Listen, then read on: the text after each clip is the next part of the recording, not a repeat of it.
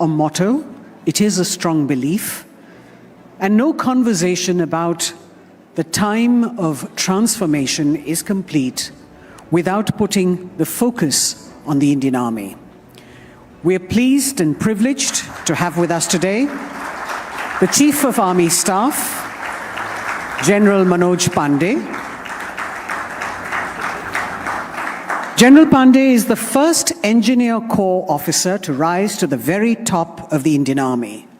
The guardian of India's territorial integrity, General Pandey commanded an engineer regiment during Operation Parakram in the sensitive Palanwala sector of Jammu and Kashmir in the standoff between Indian and Pakistani forces in 2001. In his 4 decades of distinguished military career, he has tenanted important and challenging appointments in different operational environments, including in the Western Theatre, an infantry brigade along the line of control, a mountain division in the high-altitude area of Western Ladakh, and a command of a corps deployed along the LAC. For you too, sir, we have a very special image taken, and there it is. General Pandey with his troops in the forward area, a picture that personifies his commitment to empowering soldiers with enhanced fighting capabilities at the turn of the era. We also have a short audiovisual that we'd like to share with you.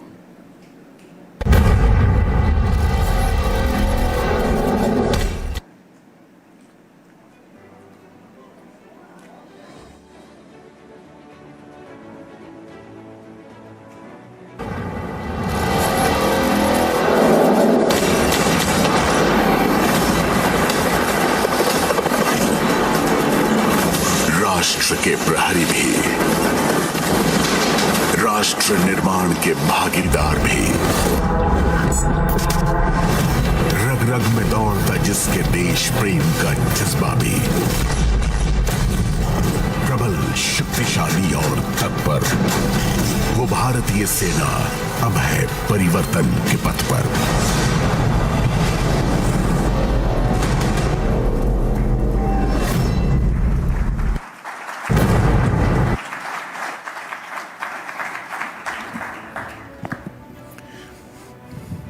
Ladies and gentlemen, General Manoj Pandey, PVSM, AVSM, VSM, ADC. In his 4 decades of distinguished military career, he has tenanted important and challenging command and staff appointments in different operational environments, which include command of an engineer brigade in the Western Theatre, as part of Strike Corps, an infantry brigade along the line of control in Jammu and Kashmir, a mountain division in the high altitude area of Western Ladakh, and command of a corps deployed along the line of actual control in counterinsurgency operations area of Eastern Command. His staff exposures include Brigade Major of a mountain brigade in Northeast, Assistant Military Secretary in Military Secretary's branch, Colonel Q of a mountain division in high altitude area, and Brigadier General Staff Operations at Headquarter Eastern Command. The General Officer has served as Chief Engineer in the United Nations Mission in Ethiopia and Eritrea. He has also tenanted the appointments of Additional Director General in the Military Operations Directorate at Army Headquarters, Chief of Staff Headquarters Southern Command and Director General Discipline, Ceremonial and Welfare in the Army Headquarters.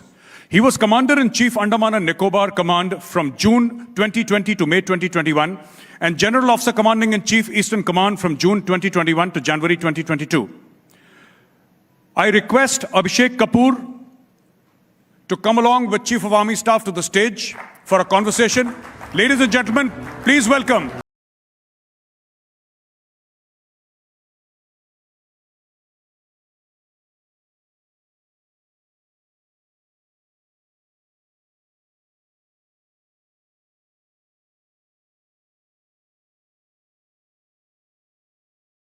Thank you so much, General Pandey, sir. Thank you, Abhishek, for gracing the occasion. We are honored, we are privileged, and I've been waiting for long to have this moment when, with the chief by my side, I can mention that I was studied in an army school. And one anecdote to begin with, I was in class 8th or 9th, and we were breaking for Dashera, 10 days. Everyone looks forward to those breaks. On the last day, just 3-4 hours before the school breaks, My history teacher, Brigadier Nanda's wife at that time, she said, I want one Ravan there so that we can have that ceremony of lighting the Ravan. And in 3 hours flat, we students, 20 students in class, got a Ravan ready there, went to the shrubs, got the wood, did some SUPW work and got the Ravan ready, and in 3 hours flat, we had our principal colonel education lighting the Ravan. So that's what Army does perhaps to you in terms of execution skills, in terms of this can-do spirit, in a very time-bound manner. We welcome, sir.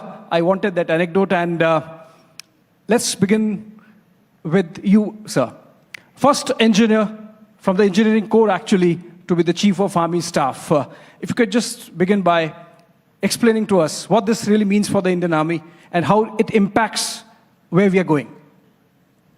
Right. Thank you, Abhishek. It's an honor for me to be coming here and talking to you on behalf of the Indian Army. And let me start by saying that the Indian Army is a very fair, transparent, and an equitable organization. And in the context of what you just asked, I think it provides opportunities to officers from all arms to rise up to the top position. Also, as you go along, our senior leadership gets trained, gets orientated to various facets of war fighting, be it in the fields of intelligence, operations, operational logistics, administrations, and the rest. So to that extent, my being from the Corps of Engineers is only so much or that much important. So I leave it there. Right. But a lot of stuff. One is the soldier, and the other is the machine. A lot is transforming.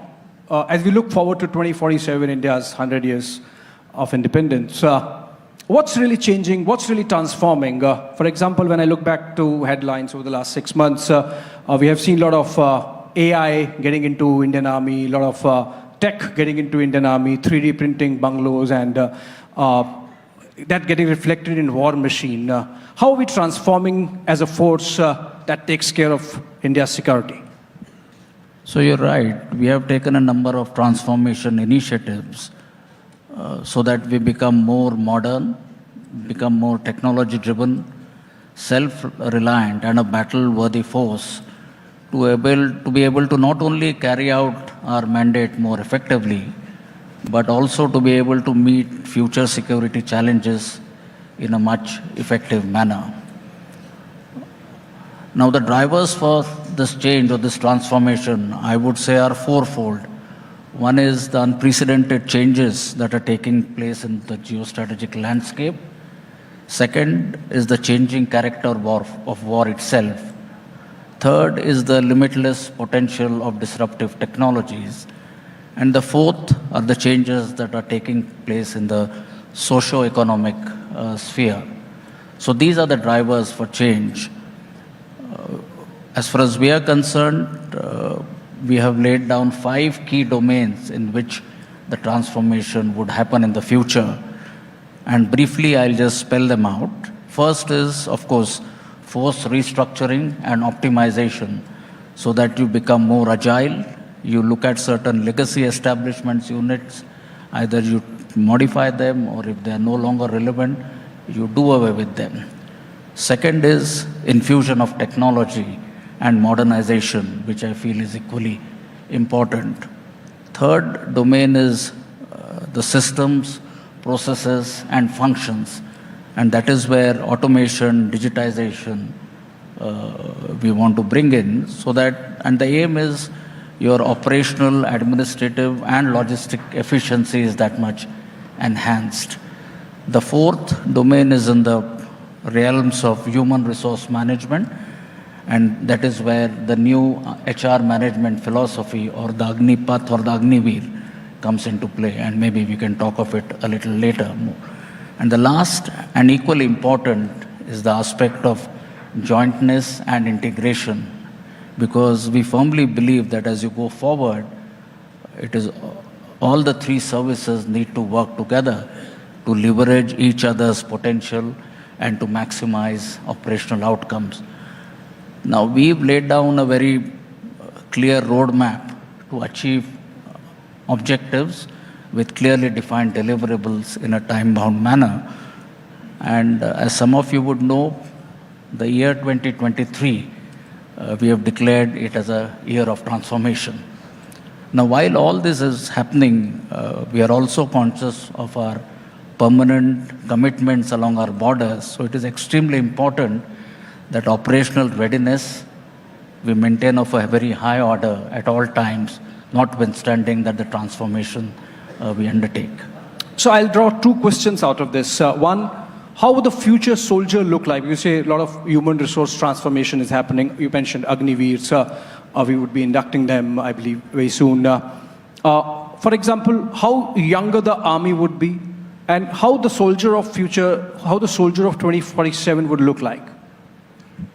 Right, so the new HR management philosophy or the Agneepath scheme, which I just alluded to, is a step towards meeting this requirement. Now, this is a transformative reform which will bring about, or which has brought about, a paradigm shift or change in the way we are managing our human resource. And the benefits of this scheme are manifold, and I don't have to repeat it here, but largely what it will help us is to bring a much youthful profile for the Indian Army. You will have more technologically adept youth joining the military. The technological threshold will be much better. You will also have a more fitter army. So the availability of soldiers in combat frontline units will increase.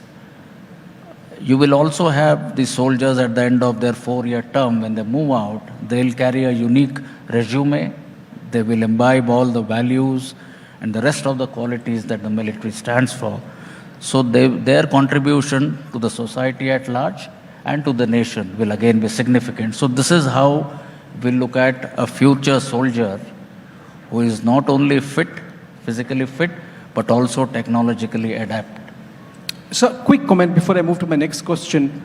This criticism that was there about Agneepath and the Agneepath scheme, has it been taken care of after the way the scheme has panned out over the last 6 months? Yes, indeed. And within the military, just as now I think outside, there is a lot of positivity, there is a lot of energy. We want this to work, and we are very certain that at the end of 4 years, when we will actually start seeing the results, it is going to be a win-win situation, not only for the military, but for the society and the country overall. There are a number of changes or certain key issues which we need to pay attention to, which we are currently doing, because I think the implementation is the key here. And one of the issues that we are looking at is the current duration for which you train a new soldier or a recruit. I was actually coming to that. So you mentioned the character of war is changing. Yes. We are seeing a war panning out in Europe. That's the only perhaps full-scale war we are seeing in front of us. And there are lessons, there are takeaways for the armies around the world and for Indian Army as well. So if you can just give a peep of what lessons we are drawing, for example, from the Europe war, and how it's going to affect or transform Indian war philosophy going forward, looking ahead. So in the context of the ongoing Russia-Ukraine conflict, I believe there are very profound lessons for us, both or in the strategic domain, at the operational level, as also at the tactical level. But what is important for us is to see their relevance in our context and then move forward. One of the important lessons at the strategic level is, I think it has reaffirmed the relevance of hard power. It has shown us that where national interests are involved, countries will not hesitate to go to war. Secondly, I think land will always remain a decisive domain of warfare, especially where there are contested borders, disputed borders, just as in our case. The notion of victory will always remain land-centric. So that is the second important thing. As far as the operations themselves are concerned, it is no longer going to be only the kinetic operations or pure fighting as we know. We already have multi-domain operations, So the importance of cyber, space, electronic warfare, or for that matter, influence operations, I think this is going to gain more salience as we move forward.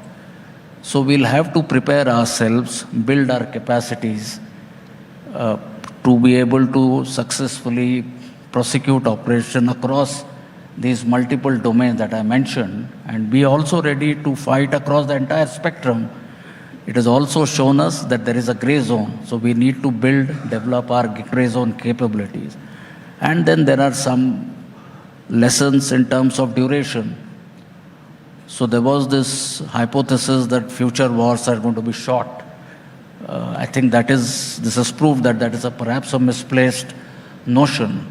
So if the wars are going to be long, maybe long drawn, then you need to be self-reliant, you need to have your secure supply chains and the rest. And that is where I think this aspect of Atmanirbharta comes in. Besides, there are lessons at the tactical level in terms of a soldier having to be multi-skilled, the aspect of citizen warrior and its importance, small team operations, and relevance of certain combat platforms, let us say armor, artillery, long-range weapons, etc. So these are some of the lessons I think we need to take home. So you said, taking care of land is integral, remains integral. Two, you said, as we are seeing also in the case of Europe war in Ukraine and in our ongoing standoff in Ladakh, holding for a long time. It's not a short duration war or a standoff. We have to have endurance. Yes. So in the context of the ongoing standoff, for example, and of course the Ukraine war, what changes are happening which should make us feel confident that we are taken care of? So I would say it's a mix of a number of things. And first is modernization and infusion of technology. Because as I mentioned, these days you have disruptive technologies whose potential is limitless. So while there may be legacy systems with us, we need to get a right balance between the weapon systems we already have and what kind of technology or the niche or disruptive technologies we need to bring in. So this balance has got to be right. And second is also we have within our country a very bright young constituency of young minds. So we need to see as to how we can leverage this to good advantage. And then to be able to build our own weapon systems, other warlike materials, equipment, both in terms of what you want to bring them new as well as the sustenance. So how much of it is Atmanirbhar as of now, and going forward, how much of it would be Atmanirbhar in terms of being indigenous, say about 2 decades from now? So I think being self-reliant or being Atmanirbhar, especially in terms of meeting our defense or security requirements, I think nowadays is a strategic imperative. And there are a number of steps that have been taken. I essentially believe that there are 4 aspects to building a good defense manufacturing ecosystem. And one is, of course, resource allocation. Second is enabling government policies. Third is competitiveness. And fourth is creating the demand. In all this, we as the services, I think, can be facilitators of government policy and creating the right demand. We also need to look at as to how do you handhold the industry, especially the young or the small companies, startups, even the MSME segment. And towards that, we have taken a number of measures. So we have gone for what we refer to as a spiral development. So when you look at equipment, you may not get the ideal thing that you require in the first go, but you can, over a period of time, scale up the requirements. We are encouraging or reducing the testing and trial procedures so that making it much simpler for the industry. We are encouraging industry representatives to visit forward areas so they can first-hand see what the requirements are. We are also engaging with the academia and the other technical institutes in the country. We have already set up Indian Army cells in IIT Delhi, We'll soon do it in ISC Bangalore, IIT Kanpur. So that's again a positive step. And we have created regional technology nodes, which will be the hubs, so that you have a point of contact, and they are the ones who will facilitate our interaction with the industry. So you also mentioned jointmanship and your experience from Andaman Nicobar. How far are we from that becoming, or that getting actualized on the ground in terms of theaterization, for example? How far are we from that project and from taking the benefits out of that scheme of defense arrangement? Right, so in terms of jointness and integration, this is something which has already happened. Perhaps we need to do more. And we have identified areas as to where we can further promote jointness, better understanding of each other or the others or the sister service in terms of their work culture, their systems, their processes, learn from each other. So that is how we will promote jointness. In terms of integration, I'm referring to integration of systems or functions. So how can you better integrate your communication systems, your logistic systems? How can you better integrate your training, regimes? All with the aim of, again, synergizing and maximize the potential of all the three services. And that is what we are looking at as we move forward. We've got a very clear roadmap in mind, and I think we are moving in the right direction. Right, sir. One question, just this general viewer curiosity, because we kept hearing about it often, about this two-front war situation. Over the last couple of years, the way the situation has evolved, do we still face that situation, or no? We are not going to have a two-front war situation anymore, given whatever is happening, for example, on the western border? Right. While the attempt would be across all domains to avoid a two-front situation, but I believe we still need to be prepared. Should that situation arise, then how do you employ, how do you utilize your resources? And that is what currently we are looking at. And we have plans in place, depending on which is the primary front and the secondary front. And that is a function of various factors. So yes, in terms of our preparedness levels, we will continue to be prepared to fight a two-front war, if you like. My final question, sir, before we let you go. Tremendous amount of work happening in terms of taking care of our infrastructure along the borders, along the east, along the west. Tremendous amount of road building, for example, this latest Vibrant Villages program. You think we are moving, of course we are moving in the right direction, but are we moving at the right pace and everything is taken care of? In this context, what we normally hear is the kind of infrastructure development and the pace at which it is taking on the other side or across our borders. But let me assure you, on our own side, within the last 8 to 10 years, a lot of impetus has been given towards border infrastructure development, and we have made significant strides, be it in terms of improving our road or surface connectivity, be it in terms of constructing more tunnels, more advanced landing grounds, more helipads. And when you look at infrastructure, it is not only this, but also the communication infrastructure. So the communication connectivity in forward areas has improved manifold. The power infrastructure, so your electricity, etc., is again the reach, I would say, in the last 8 to 10 years, as we have made significant stride. But yes, more needs to be done, and we are proactively engaging with all stakeholders. And by this I mean the state governments, various other departments here in the central government, as well as the local people. So I'm very hopeful that as far as the infrastructure development goes, I think we are on the right track. Thank you so much, sir. Between the government and the Forge, we are safe, secure in this country. And a big round of applause for the Chief of Army Staff, General Manoj Pande. Thank you so much, sir.